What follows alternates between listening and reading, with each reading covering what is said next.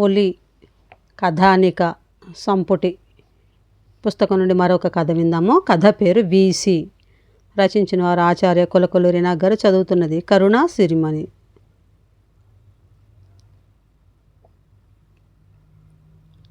Ravi scooter ఆపి stand వేశాడు. Lock చేసి వెనుదిరిగి చూశాడు. ఫైవ్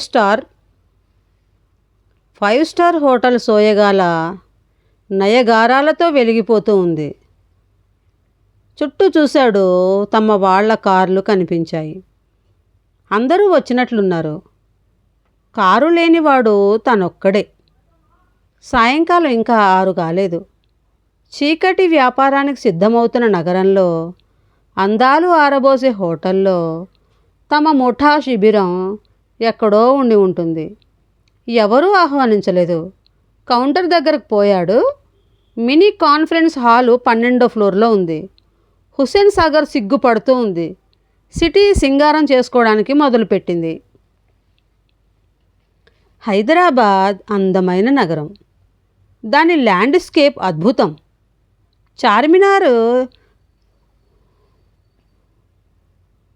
చాతుర్లాగా మహమ్మదీయ మనస్సాక్షిగా ఎత్తుగా ఆకాశం మీదకి ఎగబడుతూ ఉంది.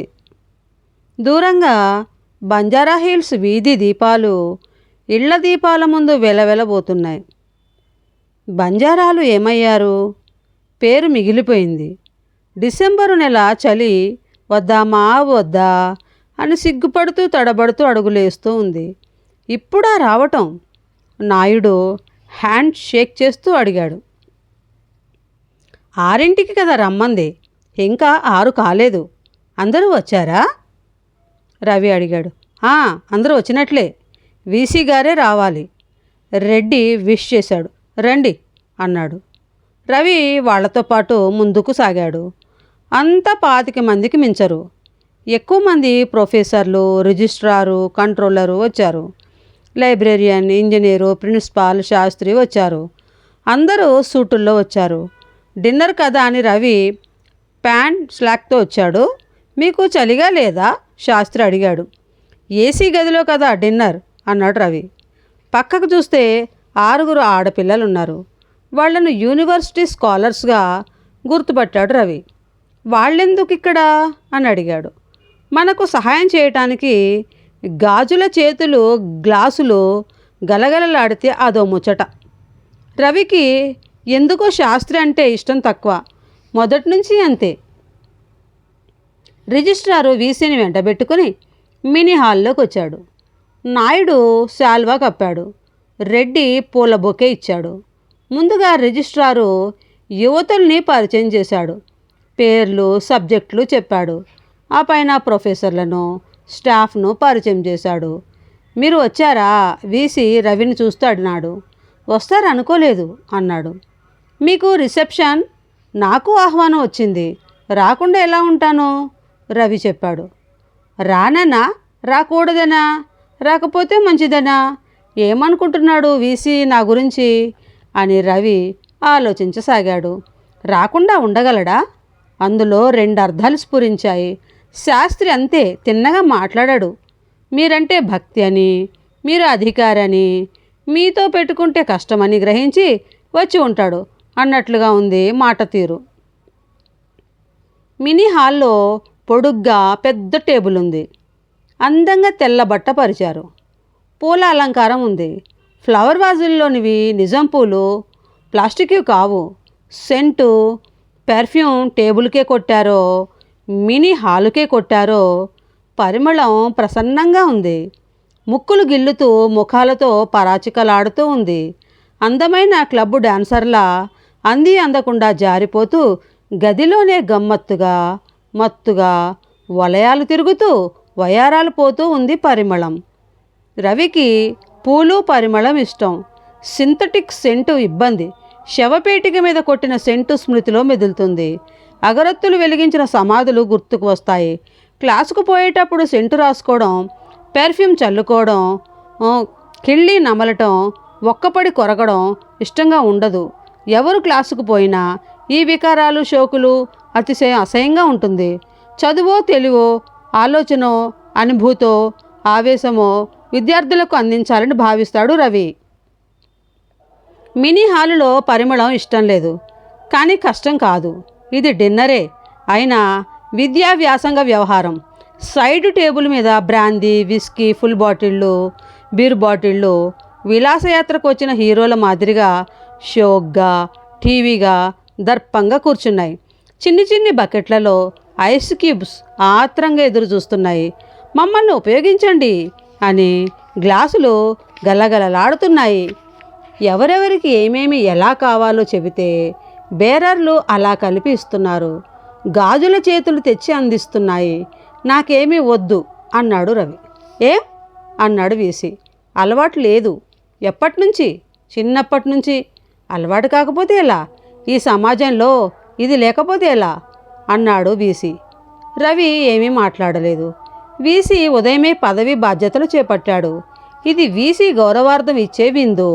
అందరితో పాటు ఏదో తాగాలి, వద్దనటం మర్యాద కాదు, మధ్యే మార్గం. Lime with soda. నిమ్మరసం తెచ్చిచ్చారు. లైబ్రేరియన్కు వారం రోజులుగా అనారోగ్యం, విరేచనాలు. మర్యాద కోసం విందు ఏర్పాటు చేశాడు. ఆ రోజు భోజనం కూడా తినడు, అసలు తాగడు. అయితే ఎందుకు రావాలి? మానవచ్చు కదా వీసి అడిగాడు. మీ మీద గౌరవంతో అన్నాడు లైబ్రేరియన్. వీసి మాట్లాడలేదు. లైబ్రేరియన్కు నీళ్ల గ్లాస్ ఇచ్చారు. నిమ్మ నీళ్లు. మిత్రులు టేబుల్ చివర స్థిరపడ్డారు. విందు ఖర్చు అంతా లైబ్రేరియన్ భరిస్తున్నాడని నాయుడు చెప్పాడు. అంత ఖర్చు చేస్తున్న మనిషికి తాగే అవకాశమూ లేదు, తినే అదృష్టమూ లేదు. కడుపు నిరాకరిస్తే ధనరాశులు ఎందుకు పనికి వస్తాయి? అతడికి ఎదుటి వాళ్ళు తినడం, తాగడం ఆనందం కలగాలే కానీ అది ఏ విధంగా కలిగితేనే ఆనందిస్తున్నాడు. అసలే సంపన్నుడు, పైగా లైబ్రేరియన్. ప్రతి సంవత్సరం 25 లక్షల రూపాయల పుస్తకాలు కొనుగోలు చేస్తాడు. నీతిగా ఉంటే 5 లక్షలు, అవినీతిగా ఉంటే ఆ పైన ఎంతైనా. 25 ఏళ్లుగా లైబ్రేరియన్, ఇంకా 5 ఏళ్ళుంటాడు. అంత రాబడి పోబడి లేదు. విందు ఖర్చు ఎంత? కాకిరెట్టంతా. లైబ్రేరియన్ నీళ్లు ఒక్కొక్క చుక్క తాగుతున్నాడు. బ్రాందీ అనుభవిస్తూ తాగినవాడిలా కనిపిస్తున్నాడు. నిమ్మ నీళ్లు తాగితే అయిపోతే మళ్ళీ ఇస్తారు. నీటితో కడుపు నిండిపోతే విందుకు అన్యాయం. ఒక్కొక్క చుక్క తాగుతూ కూర్చోవడం తెలియదు. నిమ్మ నీళ్లు సగం గ్లాస్ తాగాడు, మిగతాది మిగిలింది. బ్రాందీ, విస్కీ, సోడా, బీరు, మాంసం, చికెన్, జీడిపప్పు, వేరుశనగపప్పు, అటుకులు, రకరకాల తిళ్ళు, తాగుళ్ళు, వాసనలు, కలగూర గంప. మినీ హాల్లో అదృష్ట దేవతల్లాగా, అస్పష్ట దెయ్యాల్లాగా, అసలు సిసలు స్వర్గంలాగా సుఖ సంతోషాల్లో తేలి ఆడుతున్నారు కొలీగ్స్. ఈ కొత్త వాసన తనకు పరిచయం లేదు. ఈ కొత్త లోకం కూడా వింతగా ఉంది. మిత్రులు తాగటం చూశాడు, వాళ్లతో ఉన్నాడు, తిన్నాడు, తిరిగాడు. కానీ ఇది ప్రత్యేకంగా ఉంది, విచిత్రంగా ఉంది, కుతూహలంగా ఉంది.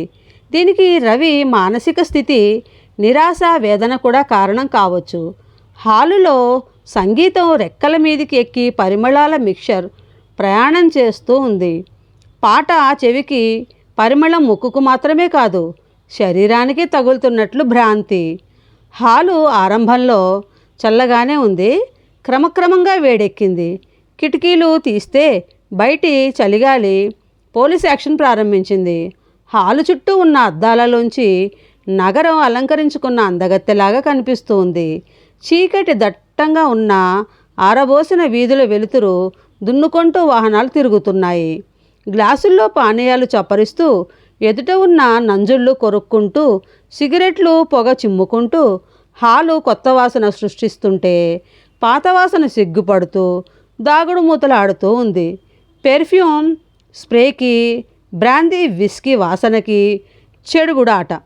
ఎందుకో శవం కుళ్ళిన వాసన పీలుస్తున్నట్లు రవికి భ్రాంతి కలిగించింది. ఆచార్యులందరూ విద్యావేత్తలు, విద్యాదాతలు, నిత్య విద్యార్థులు. వీసి మనసు విప్పి చెప్తున్నాడు. అంత అద్భుతమైన విషయాలు అదే మొదటిసారిగా వింటున్నట్లు ఆచార్యులు చెవులు రెక్కించి వింటున్నారు. పడిపోతున్న స్టాండర్డ్స్ అందరికీ దిగులును, కలతను కలిగిస్తున్నాయి. అన్ని రంగాలలో పతనం, నైరాశ్యం, నిరాసక్తి రాజ్యం వెళుతున్నాయి. ఆలోచించే వాళ్లకు ఆవేదన కలుగుతూ ఉంది. విద్యార్థుల్లో ఆసక్తి లేదు. స్కాలర్షిప్పుల కోసం, హాస్టలు వసతి కోసం, చదువుల పేర్లతో జల్సాలు చేస్తున్న వాళ్ళు ఎక్కువయ్యారు. దాంతో చదువు సన్నగిల్లింది. ఏమంటారు రవి గారు అన్నాడు వీసీ. వీసీకి తన సొంత అభిప్రాయాలు ఉండటం న్యాయమే.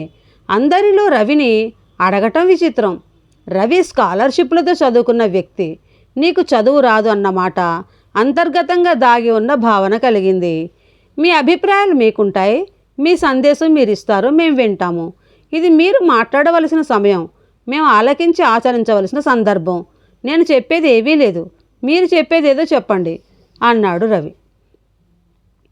మాటలు మర్యాదగా మాట్లాడాడు, కానీ లోపల కుతకుత ఉడికిపోతున్నాడు రవి.